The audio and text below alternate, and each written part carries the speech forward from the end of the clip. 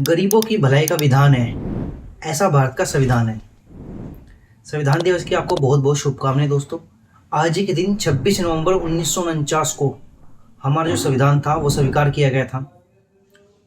और संविधान के पिता यानी कि B.R. अम्बेडकर, डॉक्टर बाबा साहेब भीमराव अम्बेडकर को माना जाता है संविधान का पिता।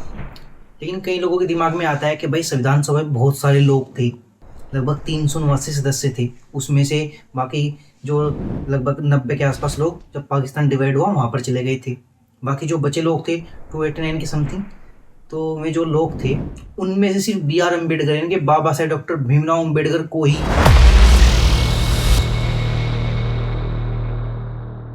क्यों फादर्स माना जाता है कॉन्स्टिट्यूशन का। तो आज इसके बारे में चर्चा करेंगे, आखिर B.R. अम्बेडकर की ऐसी क्या अहम भूमिका रही, उन्होंने ऐसा क्या काम किया कि उन्हें संविधान का पिता कहा जाता है। तो शुरू करते हैं दोस्तों।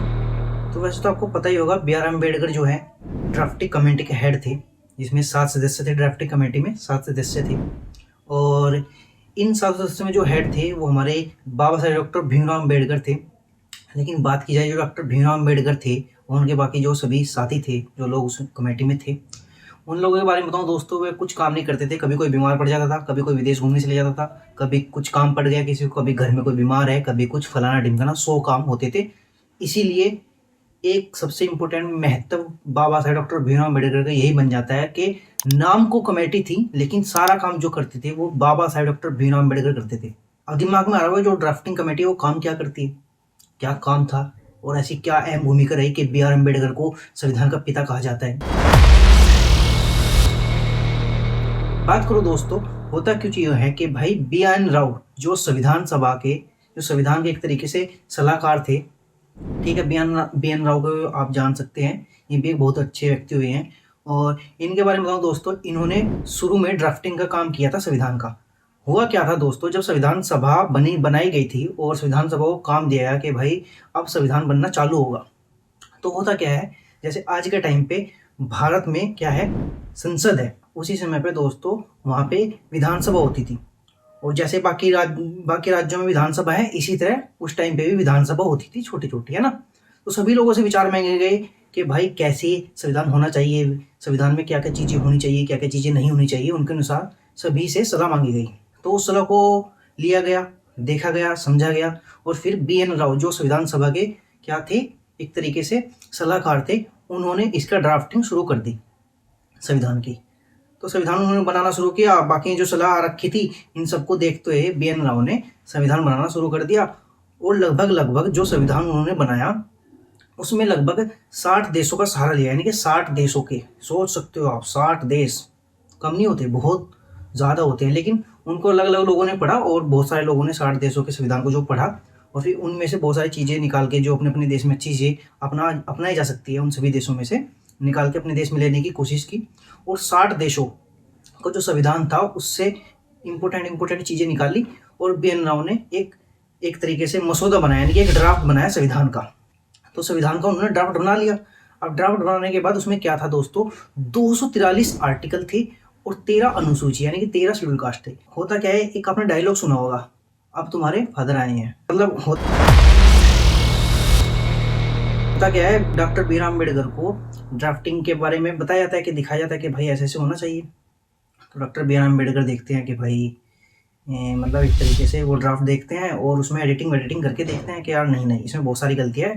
मतलब गलतियाँ भी नहीं, एक तरीके से जो विचार थे जो यहाँ पर अपनाए नहीं जा सकते थे, उन्होंने देखा कि गरीबों की सहायता मिल सके, गरीबों का शोषण ना हो, बहुत सारी चीज़ें जो उन्होंने B.R. अम्बेडकर ने उस ड्राफ्टिंग को तरीके से एक तरीके से क्या कर दिया, मतलब उसको जैसे उन्होंने B.N. राव ने ड्राफ्ट तैयार किया और ड्राफ्ट तैयार करने के बाद होता क्या है, B.R. अम्बेडकर ने उसमें चेंजेस किए और इतने भारी भयंकर चेंजेस किए कि एक तरीके से नया ही ड्राफ्ट कह सकते हो आप, एक तरीके से नया ड्राफ्ट बना दिया। और अकेले व्यक्ति थे, क्योंकि कहने को समिति थी पूरी, लेकिन समिति में कोई काम नहीं करता था और एक महान इंसान ने पूरा ड्राफ्ट बना दिया संविधान का, सोच सकते हैं आप।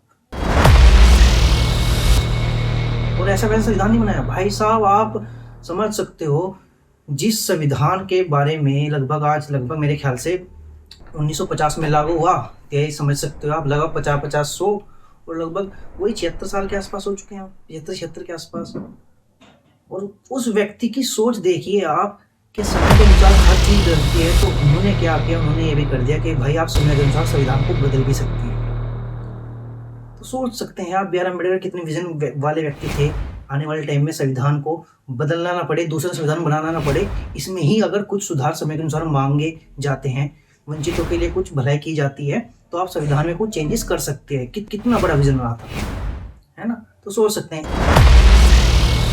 और इसीलिए होता क्या है दोस्तों, फिर इसके बाद जैसे ही डॉक्टर बी आर अम्बेडकर एक नया ड्राफ्ट तैयार कर लेते हैं, उसको संविधान में पेश करते हैं। संविधान में पेश होने के बाद होता क्या है दोस्तों, कुछ लोग इस पर असहमति दर्ज करते हैं, कुछ लोग सहमति दर्ज करते हैं। यानी कि कुछ लोग कहते हैं कि हाँ भाई ठीक है, कुछ लोग कहते हैं कि नहीं नहीं यार कुछ चेंजेस होना चाहिए। तो जो चेंजेस होने चाहिए उनके बारे में विचार दिए गए कि 7,500 लगभग विचार दिए गए कि 7,500 जगह चेंजेस होने चाहिए, लेकिन एक्सेप्ट किए जाते हैं सिर्फ 2,500, लगभग 2400 समथिंग कुछ होते हैं कि 2400 को हम चेंजेस कर देंगे और जो बाकी है उनको ऐसे ही रहने दिया जाए, उन पर विचार करने की मतलब विचार किया जाए, लेकिन उनको बदलने की जरूरत नहीं है। एक्चुअली में होता क्या है दोस्तों,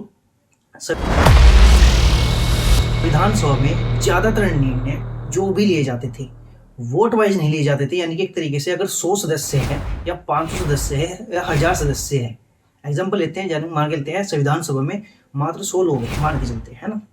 अब 100 में से ऐसा नहीं है कि अगर 51 सही है किसी बात को लेकर के उन्होंने मत दे दिया कि भाई हाँ होना चाहिए संविधान में चीज, और 49 लोगों ने कहा कि भाई नहीं होना चाहिए, तो क्या होगा?